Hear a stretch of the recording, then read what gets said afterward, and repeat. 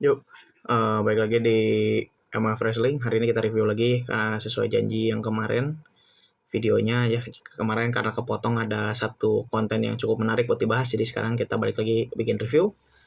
Hari ini kita review NXT Battleground yang diadain tanggal berapa ya? Tanggal 9 Juni, lama banget.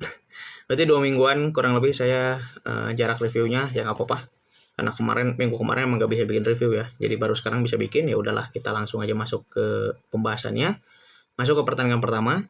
Itu ada Kelani Jordan, dia berhasil menjadi NXT Women's North America Champion. Ngalahin siapa aja, ada Soruka, Last Legend, Fallon Henley, Jada Parker sama Michin.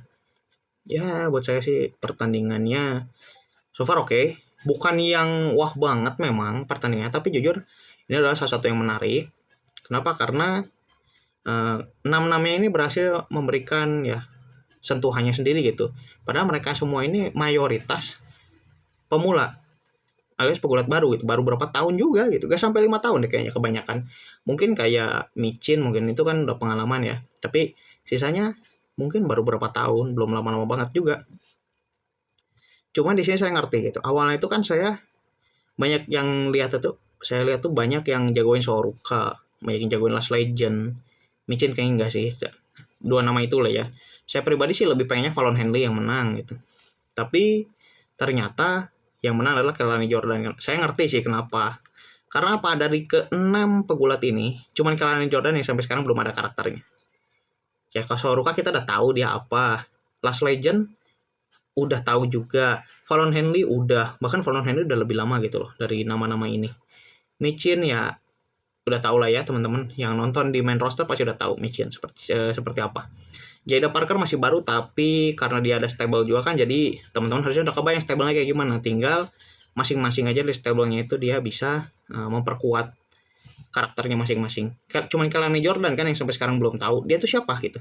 Dia tuh siapa, dia tuh ngapain gitu. Cuman disebutin aja dia alumni pesenam atau apalah kalau nggak salah. Pokoknya dia mantan mantan atlet, tapi bukan atlet gulat gitu ya. Dan gulatnya baru. Makanya wajar-wajar aja kalau dia yang menang. Toh dia juga salah satu favorit fans gitu sampai hari ini. Jadi wajar-wajar aja sih kalau misalkan kita bilang Kelani Jordan yang menang. Ya pribadi saya ngarepnya juga Soruka atau Fallon Henley harusnya bisa lah salah satunya gitu. Tapi mudah-mudahan kita bisa lihat dua nama ini pegang title itu dalam waktu dekat ya. Karena saya nggak ngarep Kelani lama-lama juga sih. At least dia dapat banyak challenger baru yang bagus, improve skill dia, nanti dia bisa dalam tanda kutip ngasih gelarnya ke lawannya siapapun itu. Yang kedua, Nathan Fraser dan Axiom retain ngalahin The OC. Buat saya ini match biasa aja. The OC-nya memang saya rasa kurang gitu, kurang menarik.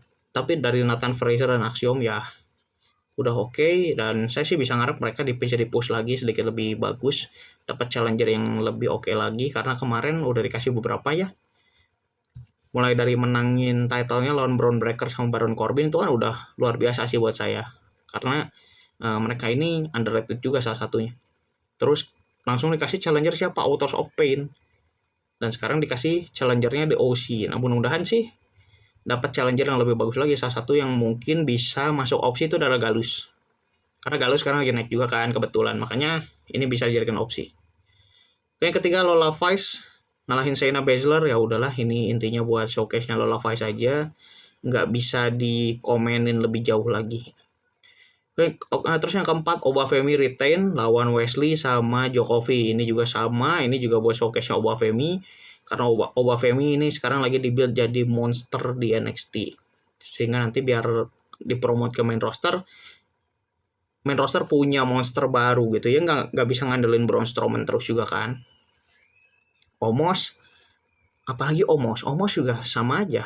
Sebenarnya Omos juga gara-gara kecepatan doang sih, bukan gara-gara dia jelek mainnya atau apa, tapi memang karena kecepatan aja di promote ke main rosternya.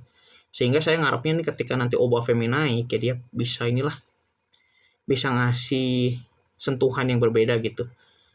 Dan saya ngarepnya nanti ketika Obafemi masuk main roster tuh jangan jadi asisten, jangan jadi bodyguard siapa, jangan, solo aja dulu. Solo dulu untuk beberapa waktu, karena dia juga main solo juga udah bagus kok di NXT kan, kita bisa lihat gitu. Untuk tipikal pemula dia mainnya udah luar biasa kok. Memang kalau pengen setara Logan Paul udah jauh lah ya, kita nggak bisa gitu, udah nggak bisa ngarepin itu. Tapi kalau tipikal pemula main bagus, ini udah oke gitu. Obafemi itu udah masuk level yang oke banget. Terus Roxanne Perez retain, alhinya siapa, Jordynne Grace. Ya ini sih udah ketebak lah ya, Roxanne Perez yang menang. Tapi di sini saya apresiasi baik Roxanne maupun Jordynne Grace, dua-duanya berhasil ngasih match yang sangat bagus. Dan buat saya ini adalah match of the night buat NXT Battleground.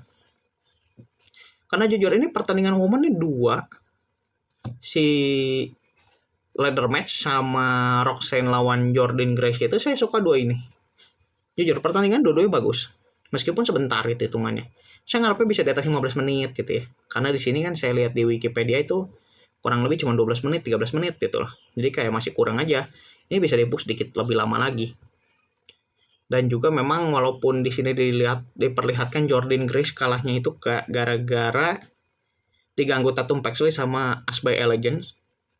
Tapi seenggaknya kita bisa lihat gitu ya, baik dari Jordynne Grace maupun dari Roxanne Perez berhasil menciptakan pertandingan yang luar biasa bagusnya. Dan ya ini saya ngarep sih pegulat-pegulat yang lain juga bisa ngikutin, bisa nge-push ke level yang lebih tinggi lagi. Toh sekarang Roxanne Perez belum punya challenger yang lebih oke lagi gitu setelah Jordynne Grace kemarin. Yang terakhir, Trick Williams lawan Ethan Page.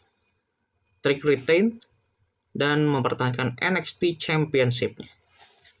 Ya, buat saya ini match kayak, ini kalau nggak di main event sebenarnya bagus, tapi karena ini dipasang di main event jadi kayak aduh kurang kena. Saya lebih ngarepnya Roxanne sama Jordynne Grace yang di main event kalau kayak gini ya. Tapi kan namanya juga udah keburu kejadian, jadi kita juga nggak bisa komen banyak. Tapi seenggaknya gini, masuk ke Ethan Page, kita nggak usah ngarepin kayak Ethan Page ini bakal jadi the next big star, the next mega star atau gimana gitu. Karena kita nggak bisa pasang ekspektasi yang sama untuk ke semua wrestler gitu loh, hanya bisa beberapa.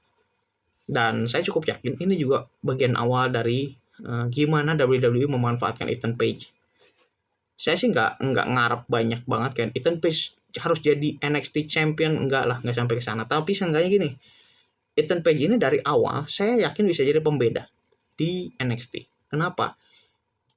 Sebenarnya saya udah ngarepin dia masuk ke NXT ya, ke WWE, tepatnya masuk ke NXT-nya itu 2021 ya, pas dia keluar dari Impact gitu. Tapi sayang disayang waktu itu AEW yang lebih oke tawarannya mungkin buat dia, sehingga dia ngambil ke sana. Dan karena nggak kepake juga setelah 3 tahun akhirnya dia pindah ke WWE. Ya udahlah, nggak apa-apa ya. Saya juga nggak ini kok nggak bilang Ethan Page mengambil keputusan yang salah, nggak juga. Itu kan biar dia sendiri yang komen ya.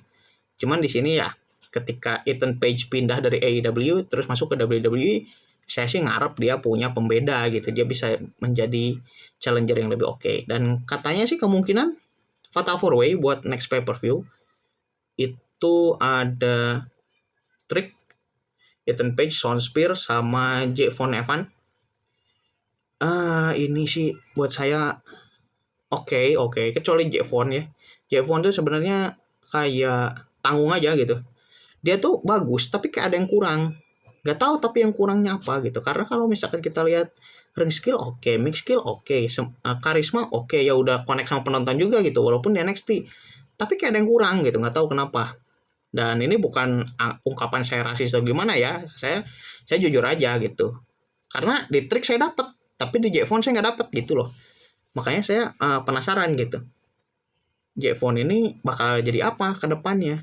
Apakah akan tetap seperti itu atau gimana gitu? Itu yang saya maksud. Walaupun kemarin yang menang Ethan Page ya, si Battle Royale-nya, tapi kan gak tahu nih ke depannya bakal kayak gimana gitu. Apakah akan benar dibikin Fatal 4-Way atau gimana? Kita tunggu aja nih ke depannya. Update-nya seperti apa? Ya mudah-mudahan sih Fatal 4-Way ya. Biar ini aja, biar Trick ada tantangan aja gitu. Siapa tahu kan Triknya kalah bukan gara-gara dia dipin ya gitu. Itu sih yang kita tunggu sebenarnya. Itu aja dulu buat video hari ini. Semoga kita bisa bertemu kembali di video berikutnya. Jangan lupa like dan share jika videonya bermanfaat. Silakan komen kalau ada kritik, saran, atau mau komenin soal saya review ini. Jangan lupa subscribe biar nggak ketinggalan update berikutnya dari MF Wrestling. Sekian.